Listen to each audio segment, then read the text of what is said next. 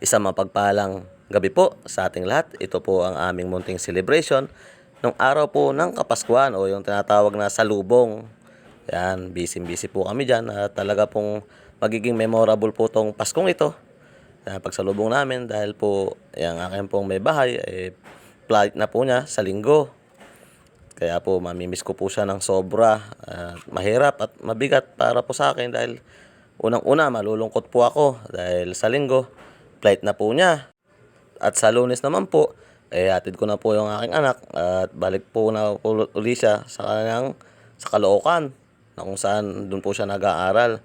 Yan po, may mga handa po kami dyan na talaga naman pong pinaghandaan at ginayak po ng aking may bahay na si mahal kong Cherry Abali Bradilla. At matagal-tagal po ang mga kontrata niya, mga 2 taon po mahigit.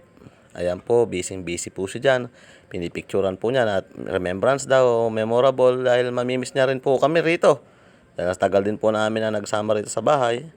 At dahil po sa mga pangarap namin na gusto namin matupad, ay muli po siyang aalis at mangingibang bansa na ayaw ko man, wala man po akong magagawa dahil ito ay po para po sa aming mga pangarap at marami rin po umaasa sa amin na kung saan sinusuportahan po namin yung aming mga pamilya. Ayan po, oh. Diyan po, magkakainan na po kami dyan. Andiyan po ang aking anak, na busy sa pagsiselfone. Talaga namang cellphone is life. Ayan, tsima na. Siya po ang unang bumanat dyan. Kitang-kita nyo naman, kinakaliwa pang kain. Talaga namang masarap ang mga niluto ng kanyang Mama Cherry. Ayan, may manok.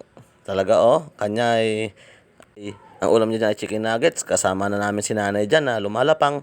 Maaga po kami kumain dyan, mga alas 9 pa lang po.